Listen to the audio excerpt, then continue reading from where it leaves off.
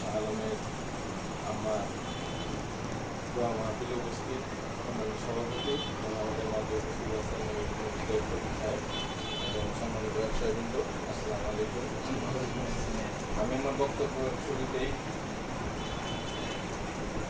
মুস্তাকের আম্মা মানে আমার খালাম্মা মাত্র কামনা করছি এবং তার পরিবারের প্রতি সম্মাননা জানাচ্ছি। আসলে এই পরিবারের সাথে আমার ছোটো থেকে সম্পর্ক আমার মাধ্যমে আমি কাছ থেকে চিনি। উনি মাতৃসুলভ আচরণ করতেন সবার সাথে, সবাইকে স্নেহ করতেন। আর উনি যে অসুস্থ ছিলেন, এই অসুস্থতার মাঝে বিশেষ করে শাহ আলম এবং মুস্তাক সাহা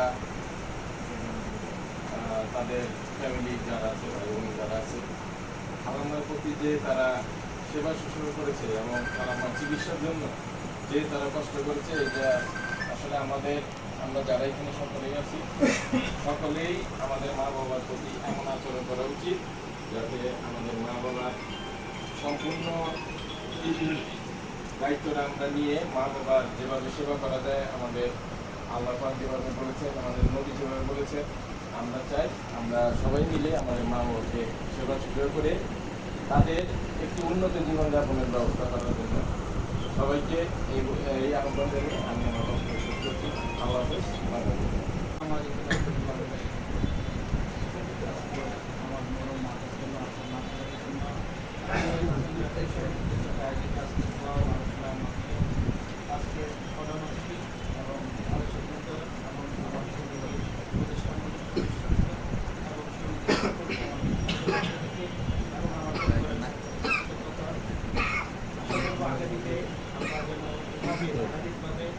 আমাদের প্রত্যেকটি সদস্যের বাবা মার জন্য আমরা আজকে থেকে আগামী দিনে বাবার কাছে অনুরোধ জানাবো আমার বড় মার বাবার জন্য সবাই দোয়া করবে।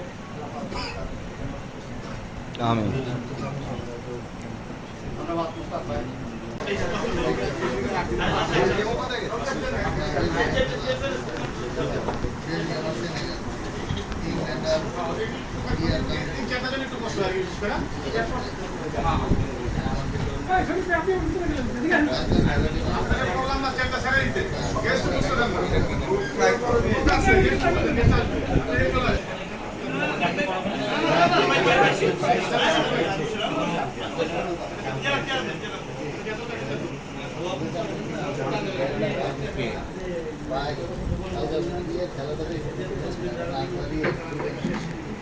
প্রথম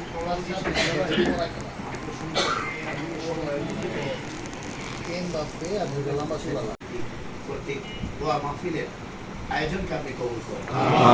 আল্লাহ ওনার বাবা মারহুমকে আপনি মাফ করে দেন, এলাই বক্সকে আপনি মাফ করে দেন, হাবিবুর রহমান হাবিব ভাইকে মাফ করে দেন, আল্লাহ তার বন্ধুদেরকেও মাফ করে দেন, যারা এখানে এলাই বক্সের সাথে সময় দিয়েছেন তাদেরকেও মাফ করে দেন, এলাই বক্সের সাথে বসে চা খাইছি তাদেরকেও মাফ করে দেন।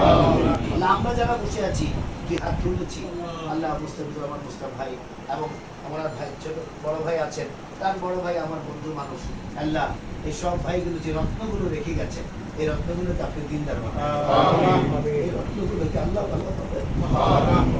এই লোকগুলো আল্লাহ মসজিদের সাথে কতটা সম্পর্ক রাখে আমি মসজিদে যাওয়ার পরে টের পেয়েছি। যখন তাদের মসজিদে জানাজা করলাম তখন দেখলাম এদের প্রত্যেকটা ভাইকে মসজিদের এলাকার মানুষগুলো কতটা ভালোবাসে। আল্লাহ আপনি এদেরকে মাফ করে দেন।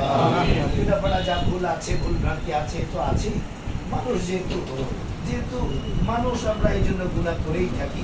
আল্লাহ মেহরবানি করে আমাদেরকে গুনাহ থেকে বাঁচার তৌফিক দান করুন।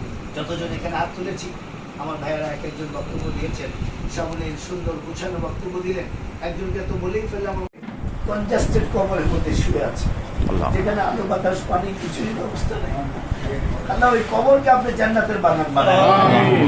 আমার আব্বা অসুস্থ, চোখের লেন্স লাগাইতে হবে, আমার আব্বাকে সুস্থতা নসিব করেন, মাকে সুস্থতা নসিব করেন। জমিদার ফ্যামিলির মেয়ে চিন্তা করেছেন ছেলেটাকে ডাক্তার ইঞ্জিনিয়ার বানাবে। মা বললেন আমি স্বপ্নে দেখলাম একজন পাগড়িওয়ালা হুজুর এসে বলে তোর ছেলেকে আলেম বানাবি, তুই কেন উল্টা পাল্টা নিয়ত করে বসে আছিস?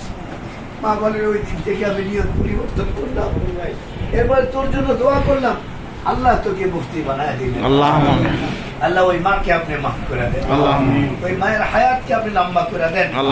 এখানে অনেক মায়ের সন্তান আছে, আল্লাহ যে সন্তানরা এখনো মায়ের জন্য দোয়া করে, যে মা নিজে না খাইয়ে বারবার ছেলেকে খাওয়াইছে, এমন অভাবের সময় যে